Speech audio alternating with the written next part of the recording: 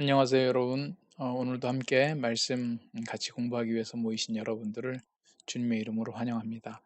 우리가 각 권의 개괄을 한번 쭉 훑어보면서 전체 숲을 보는 시간들을 준비하고 있는데요. 오늘은 레위기가 되겠습니다. 그동안 했던 것들을 좀 잠시 우리가 복습을 하면서 시작하도록 하죠. 성경의 파노라마 오늘은 레위기 시간인데, 처음 이제 구약, 신약, 이게 이제 성경의 구조 중에 모세오경, 창세기, 출애굽기, 레위기, 민수기, 신명기 여기에 해당되는 책입니다. 우리 창세기부터 잠깐 이제 복습을 좀 해보면요. 그 성경의 파노라마 헬리아타 미어스의 그 책에 이제 6가지 장면으로 요약을 했습니다. 창조, 타락, 홍수, 바벨탑, 그다음에 아브라함의 부르심, 그리고 애굽으로 내려감. 이렇게 6장면으로 창세기를 구분해 봤죠. 또 그 아브라함의 언약을 이제 기준으로 해서 나눠 본다면 창세기 1장부터 11장까지가 약속의 어떤 배경에 대해서 말씀을 하고 있다라고 한다면, 그 12장부터는 그 약속의 계승이 어떻게 이루어지고 있는가, 이제 그 모습에 대해서 정리를 해 나가고 있는 거죠. 그래서 약속의 배경에는 1장부터 11장까지 창조와 타락, 또 대홍수로 다시 시작했지만 역시 바벨탑 사건으로 마무리하게 되죠. 그래서 하나님께서 아브라함을 택해서, 그래서 우리 믿음의 조상이라고 하는 겁니다. 족장들을 통해서 이 약속의 계승, 하나님께서 아브라함을 통하여 주신 약속이 있거든요. 그 약속의 계승이 어떻게 일어나는가, 그거에 대한 창세기의 설명이죠. 1장부터 11장까지가 죄에 대해서 얘기를 한다면, 12장부터 마지막까지는 구원에 대해서다. 그리고 이제 등장하는 게 출애굽기죠. 그래서 출애굽기에도 여러 가지로 요약할 수 있겠지만 헬레타 미어스에서 5가지 장면으로 요약을 했습니다. 5장면. 음, 첫 번째 노예 생활, 그다음에 출애굽, 그리고 출애굽한 이후에 유월절, 출애굽의 처음 사건이 이제 유월절이죠. 유월절을 거쳐서 율법을 광야에 나가 저 시내산에서 율법을 받고 성막을 건립하는 모습. 이게 이제 그 출애굽기의 대표적인 5장면이라고 할 수 있습니다. 그러면 출애굽기의 또 내용적으로 한번 구분을 해보면요. 하나님이 통치받는 민족의 형성, 이건 제자들 성경 연구 시리즈에서 정리한 내용을 한번 소개해 보려고 하는데, 역시 이제 창세기가 인간의 실패가 1장부터 11장까지고, 그래서 구원의 약속이 12장부터 50장까지라고 한다면 출애굽기는 구원의 실현이다. 그래서 앞제에서 하나님의 영광, 그 맨 마지막 성막을 짓고 하나님의 영광의 구름 가운데 임재하는, 그래서 인간의 사회 속에 하나님의 임재의 모습이 나타나는 것이 바로 이제 출애굽기인데요. 압제에서 350년 세월과 80년은 이제 모세가 왕궁에서 40년, 광야에서 40년. 그래서 이제 출애굽을 시작하는 또 다른 40년을 앞두고 그 80년을 이제 계산을 한 겁니다. 그래서 출애굽기 12장 40절에 이제 430년이라고 하는 시간이 나오죠. 그 기간 동안 큰 민족을 이루었다. 야곱의 가족이 와서 나중에 출애굽할 때 용사만 60만 명이다. 그래서 대략 추산하기를 전체 인구는 250만에서 300만 정도 되지 않을까. 그래서 출애굽기의 첫 번째 내용은 구원자를 준비한다. 그래서 그 구원자로 인하여 출애굽을 하고, 출애굽을 해서 시내산에서 율법을 받고 하나님의 영광의 임재가 그들과 함께 한다. 이게 이제 출애굽기의 전체적인 내용이죠. 출애굽의 사건 이전과 이후에 뭐가 있었는가? 열 재앙의 마지막에 10번째 재앙이, 모든 첫 번째 것들은 죽는 이제 죽음의 심판인데, 그때는 지역적인 구분이 아니라 누구든지 이 어린 양의 피를 문설주에 발랐을 때 죽음이 지나간다, 패스 오버한다. 그게 이제 6월절의 시작이죠. 그래서 결국 그 재앙을 통해서 출애굽을 시작을 하게 된 겁니다. 근데 출애굽을 했는데 또 바로가 변심해서 쫓아왔을 때 이제 홍해의 사건이 이제 펼쳐지죠. 홍해가 갈라지고 거기를 이제 건너게 되는 장면이 기록이 되어 있습니다. 그래서 이 구약의 모티브 중에 가장 핵심적인 사건이라고 한다면 바로 구원자가 준비되어서 그들을 구원, 이제 출애굽을 해 나가는데 6월절과 홍해라고 하는 이 모티브가 구약 전체를 지배하는 모티브고, 이게 바로 신약에서는 어떻게 이제 실현이 됩니까? 구약을 신약의 어떤 그림자적인 역할을 한다라고 볼 때 예수님께서 유월절 어린 양으로 오셔서 십자가에 죽으시고, 그리고 이제 홍해는 물을 통과했을 때 세례라고 하는 사건을, 이 구약의 출애굽의 홍해 사건을 가지고 출 그 세례를 설명한 구절들이 이제 신약에 나오죠. 그래서 이게 바로 구약의 사건이지만 예수님의 십자가의 사건을 어떻게 예표적으로 설명하고 있는가를 이제 보여주는 겁니다. 이게 지금 출애굽기를 다시 한번 복습한 거고요. 그 다음이 레위기가 되겠죠. 레위기.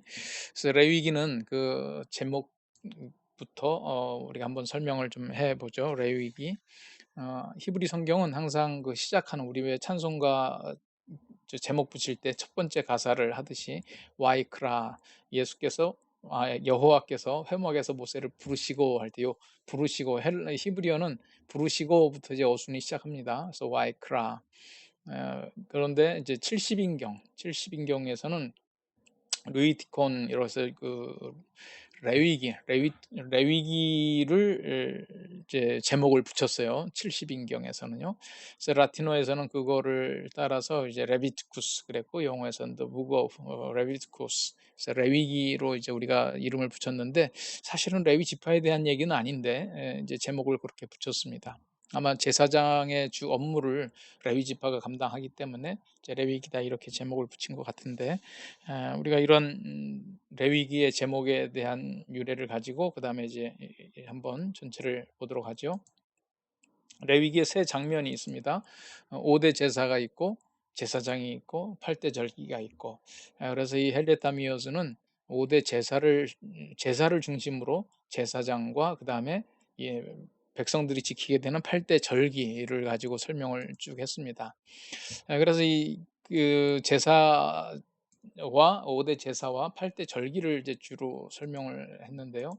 한번 이제 보면 5대 제사, 번제, 소제, 화목제, 속죄제, 석건제. 그래서 각각의 그 역할과 기능에 대해서 이야기를 하고 있습니다.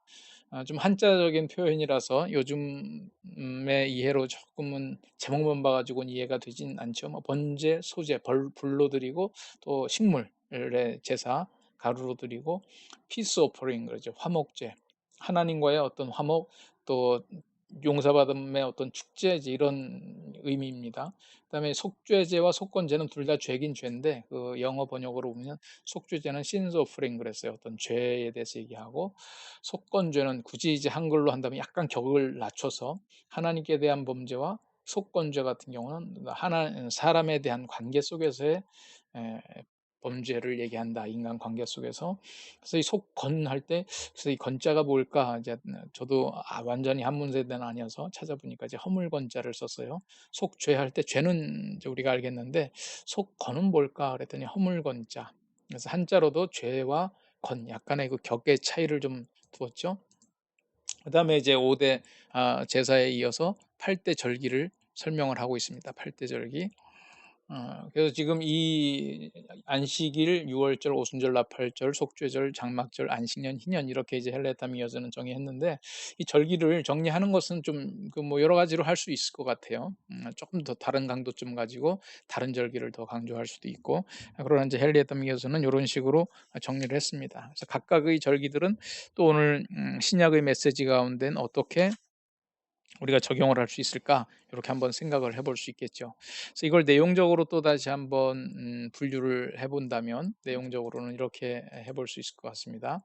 이것도 제자들 성경 연구에 그 안효선 목사님의 설명을 좀 참조를 해서 정리를 해봤는데요. 하나님의 통치받는 민족의 형성, 여기에서 이제 그 출애굽기에 대한 내용부터 이제 시작을 해봅니다. 우리 출애굽기를 이렇게 정리를 했었죠. 그래서 하나님의 그 압제를 통해서 부르짖음을 듣고 하나님께서 구출해내시고, 그들에게 율법을 주시고, 하나님께서 그 장막을 세세하게 규정짓고 거기에 임재하는 모습. 그래서 이게 출애굽기의 모습인데, 그러면 이제 출애굽기에서 이렇게 됐다라고 한다면, 이 레위기에서는 이 영광의 하나님으로 임재하신 그 하나님께, 하나님의 임재가 성막 가운데 출애굽기 40장에 있었단 말이죠. 그러면 이 하나님께 어떻게 나아가느냐? 그리고 하나님께 나아가서 그 하나님과 한번 나갔다가 그냥 끝나는 게 아니라 하나님과 어떻게 동행하느냐, 이제 이렇게 레위기를 내용적으로 정리를 해볼 수 있다는 거죠. 이것도 참 도움이 많이 되는 정리 같습니다. 그래서 하나님의 임재, 출애굽기 40장에 나타난 성막에 이제 어떻게 나가야 되느냐. 그래서 여기가 바로 이 5대 제사가 되는 거죠. 제사. 하나님께 나아가는 길. 그러다 보니 여기에 이제 제사장의 역할에 대해서 나오는 것이고요. 그다음에 하나님과 동행하는 삶은 우리의 삶 속에서, 우리의 생활 속에서 어떻게 하나님과 더불어 동행하는가. 주로 이제 농사 절기에 맞춰진 그 8대 절기가 여기에 소개가 되고 있습니다. 그래서 하나님께 나아가기 위한 5대 제사와 그 하나님과 더불어 동행하기 위한 8대 절기들이 바로 레위기 전체의 내용이다. 이것을 이제 또 다른 그 정리에 도움을 받아서 이렇게도 좀 정리를 해볼 수 있을 것 같아요. 그러면 이 제사와 관련된 것은 어떤 제사장적인 책임, 제사장적인 책임이라고 할 수 있고, 8대 절기와 관련돼서 하나님과 더불어 동행하는 삶은 일상의 거룩이다. 그래서 제사장적인 책임은 하나님 사랑, 일상의 거룩을 통해서는 이웃 사랑. 그런데 그 핵심 장으로, 사건으로 이렇게 뽑았어요. 하나님과의 사랑, 또 제사장적인 책임에 대해서 아주 클라이막스는 속죄일, 죄가 사함받고 큰 기쁨이 있는 이 속죄일이고, 일상의 거룩, 이것은 모든 것이 다 되돌아가는 관계의 어려움이나 여러 가지 채무 관계들 다 리세팅되는 희년이 그 아주 클라이막스다. 이렇게 정리를 해볼 수 있겠죠. 그래서 이 레위기가 이렇게 5대 제사와 8대 절기를 중심으로 하나는 제사장적인 책임, 또 하나님께 나아가는 또 하나님의 사랑이고, 또 하나는 일상의 거룩, 이웃의 사랑, 이렇게 정리가 될 수 있다. 우리가 레위기를 구절구절 보면 매우 딱딱하고 힘들고 참 난해한 구절들이 많이 있지만, 이렇게 큰 그림을 그리고 나니 이것도 오늘날 굉장히 우리에게 필요한 유효한 시사성 있는 적용이 있을 수 있는 말씀이구나, 우리가 알 수 있겠죠. 이렇게 큰 그림을 가지고 이제 한 절 한 절 그 오늘의 메시지를 한번 여러분들이 생각해내시면서 정리해가면 레위기 이해에 도움이 될 것 같습니다.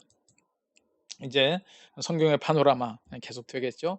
우리 다음 주에는 민수기의 파노라마, 그래서 민수기에 대해서도 한번 쭉 정리해 보는 그런 시간 갖도록 하겠습니다. 오늘 함께 해주신 여러분 감사드리고, 또 다음 주에 민수기의 파노라마의 시간으로 뵙도록 하겠습니다. 한 주간 평안하십시오.